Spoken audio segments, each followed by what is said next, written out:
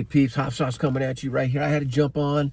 I was on driving. I heard on the radio about the NVIDIA earnings coming out, and they beat expectations. Okay, the numbers are great. They're making money. One thing that I learned is like these high tech companies, they also spend a lot of billions of dollars.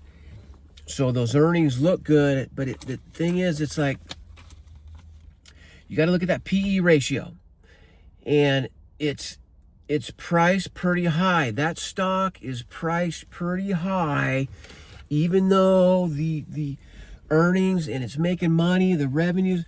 It's kind of like, you know, you're at the store trying to shop for I don't know, a generator, let's say, and so you're sitting there going, okay, Honda, we know is the best generator out there, more or less, but hey, look at this off-brand one and you start doing a little research on it. It has the similar specs and it has the same internal engine components, and it puts out the more wattage than the Honda does.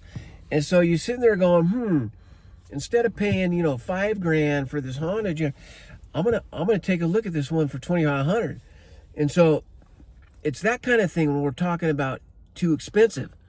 And it's, you know, there's this valuation compression, this thing to where a lot of institutions, when they see things are valued kind of high, they're going to pull profits off the table. I think that's what's going on, because on these amazing numbers and everything, the stock only went up $1, which is a minute percentage. I mean, I don't even know what the percentage is. It's like 0.008 or something. It's crazy.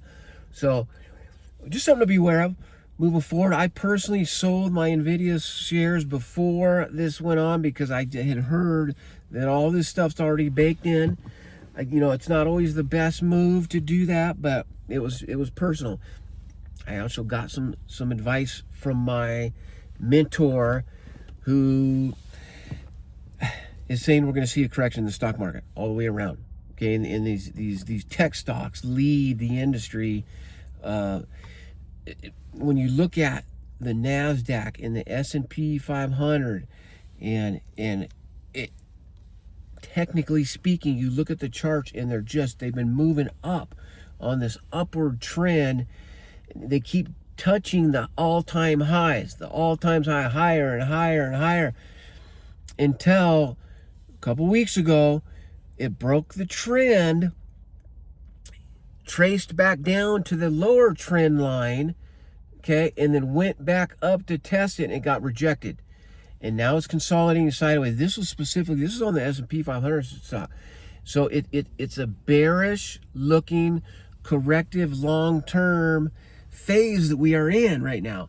And it's funny, because then you go look at the Bitcoin chart, it's almost exactly opposite.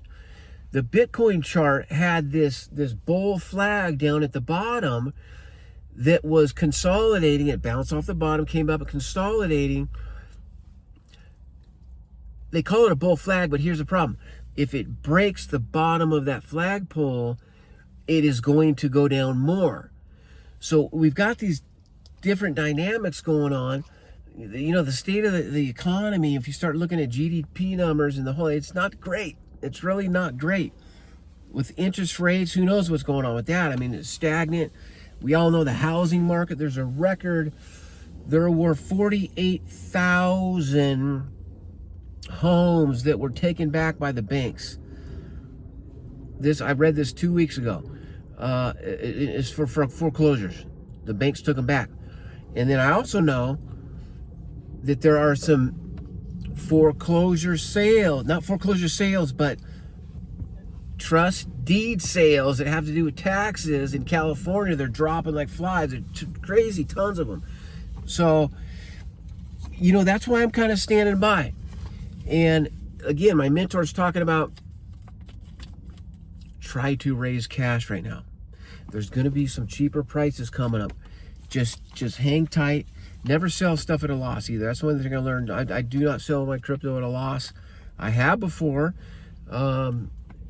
For certain reasons to allocate into another asset class, but Never sell things at a loss, people. That's kind of a message I'm getting at today. And so the AI stocks and cryptocurrency have a high beta generally, which is the risk factor. These are riskier asset classes, and so right now it's not time to be in a high beta position. And it's those things to where it kind of feels good. I got in my portfolios and I pulled off the table any cash that was in the green in my crypto and in my stock. In any one of those things that had a green positive, as far as the from the beginning to where I'm at now, not the daily, I'm not talking about that, but it just feels better when you're able to sit on some cash, knowing that there's going to be some more opportunities coming up for some better prices. It's personal. That's my story. I just want to share that with y'all.